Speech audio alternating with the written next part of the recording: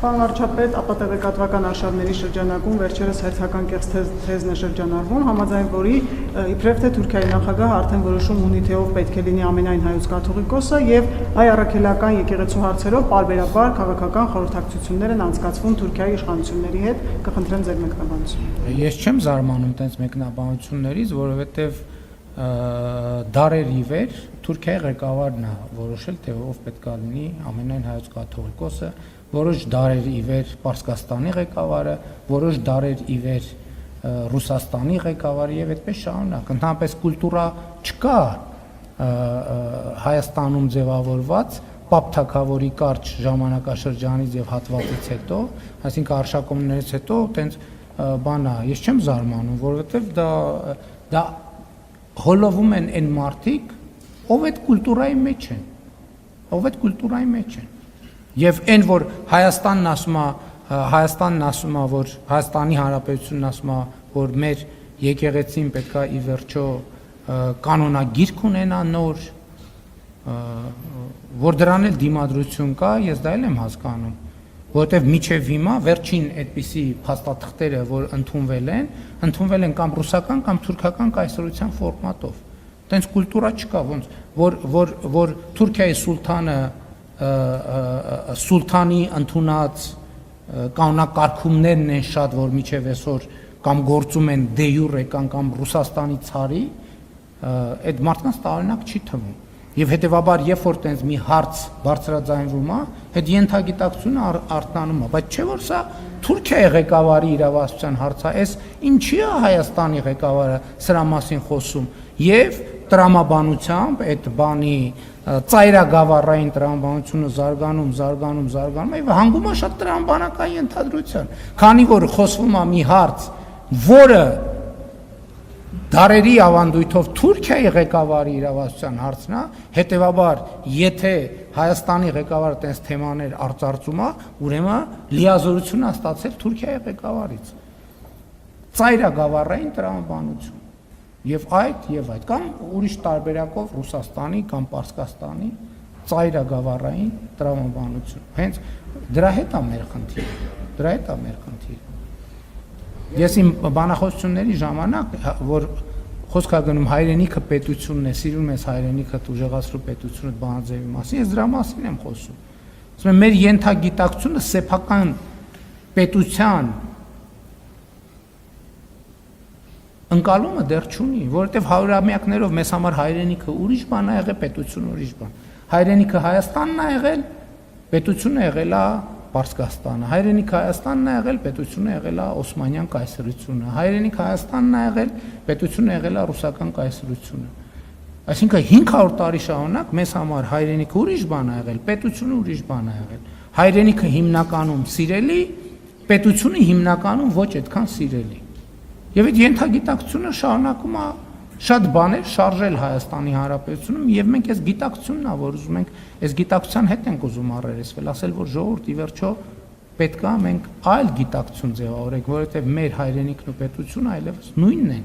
Եվ մենք չպետք է մեր պետությանը, Հայաստանի Հանրապետությանը վերաբերվենք այնց, ոնց որ վերաբերվել ենք օտար պետություններին, այդ հայրենիքով հանդերձ, որում գտնվել ենք։ Հիմա մենք մեր հայրենիքով գտնվում ենք, մեր հայրենիքով հանդերձ գտնվում ենք մեր պետության մեջ։ Հետևաբար ծայրագավառային տրամաբանություններ պետք չի զարգացնել։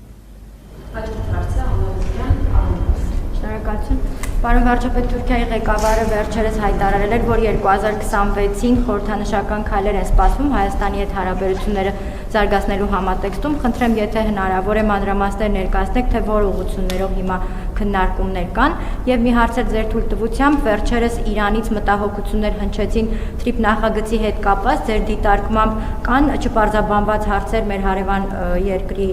համագործակցության շրջանակում եւ հաջորդ տարի Իրանի հետ համագործակցությունը զարգացնելու համատեքստում ինչ քայլերի սպասենք, մասնավորապես ռազմավարական փաստաթուղթ հնարավոր է թե ոչ։ Գիտեք, տեսեք, երբ որ ասում եք չկան, արդյոք չպարզաբանված հարցեր։ Գիտեք ինչ, մեր խնդրեմը գիտեք ինչի մեջ է, որովհետեւ մենք միշտ փոքր նախագծերի հետ ենք գործ ունեցել, որոնք տենց մի շերտ են ունեցել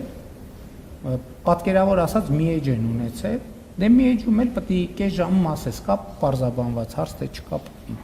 չկա պարզաբանված հարց։ Մենք սովոր չենք մեծ նախագծերի, իսկ մեծ նախագծերը իրանք ունեն մի շատ կարևոր առանձնահատկություն, իրանք միշտ չպարզաբանված հարց ունենում են եւ իրանք միշտ արտադրում են չպարզաբանված հարց։ Այսինքն դիեզերք թռնելը, միջև դիեզերք թռնելը, ես մի անգամ մի վիճակագրություն լսեցի, շատ զարմացրեց, որ Միացյալ Նահանգների երբ որ լուսնի ծրագիրը գործարկվել է, այդ ծրագրի վրա աշխատել է 400,000 գիտնական։ Բայց այդ 400,000 գիտնականը պարզաբանել են չպարզաբանված հարցեր, չէ՞, բայց երբ որ խնդիրը լուծվել է, նոր չպարզաբանված հարցեր են առաջ եկել, որոնք պարզաբանելու համար Միացյալ Նահանգների գիտական եւ հանրությունը պետության աջակցությամբ ստեղծել է James Webb տիեզերական աստղադիտակը։ Հիմա ինչի համար այս ալեգորիաները, ոչ թե շեղվում եմ, ես էլ եմ ասում, երբ որ դու ունես մի հարց, որը լուծված չի, այդ հարցը չի լուծվում, դու շարունակում ես սեղանին ունենալ մի հարց։ Երբ որ այդ մի հարցը լուծում ես, ի հայտ են գալիս 4 նոր հարց, որը պետք է լուծես։ Ամեն 4 հարցը լուծելիս ի հայտ են գալիս 4 նոր հարց, որը պետք է լուծես։ Հետևաբար TRIP նախագիծ ինքը այնքան մասշտաբային հարց է, որ մենք ամեն փուլում, երբ որ մի հարց պարզաբանեցինք, վերջնական պարզաբանվեց, դրանից ի հայտ են գալու նոր հարցեր, որոնց շուրջ պետք է մտածենք։ Նրանք լուծեցին, ի հայտ են գալու նոր հարցեր, որոնց շուրջ պետք է մտածենք։ Երբ որ TRIP-ը արդեն գործնականում սկսեց աշխատել, երկաթուղին էլ եղավ, գազամուղն էլ եղավ, նավթամուղն էլ եղավ, էլեկտրական հոսանքն էլ եղավ, ավտոճանապարհն էլ եղավ, ամեն ինչ եղավ, էլի ի հայտ են գալու հարցեր, որոնց շուրջ մենք պետք է աշխատենք։ Ես նկատի ունեմ, մենք պետք է սենց ընկալենք, որովհետև ցանկացած նախագիծ ինքը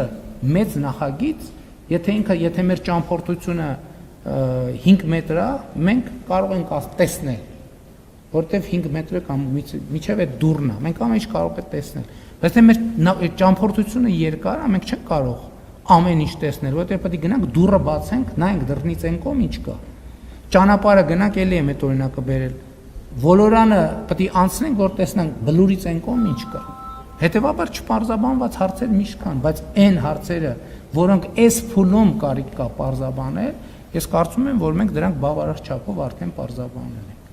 Թուրքիայի հետ կապված ես ողջունում եմ այդ պատրաստակամությունը, ես ձեզ անկեղծ ասեմ, մեր երկկողմ երկխոսության մակարդակով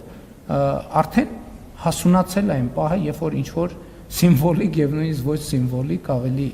լայն եւ կոնկրետ քայլեր պետք է տեղի ունենան եւ ես հույս ունեմ, որ այդ քայլերը տեղի կունենան Իրանի Իսլամական Հանրապետության հետ մեր հարաբերությունները շատ բարձր մակարդակի վրա են եւ մենք այո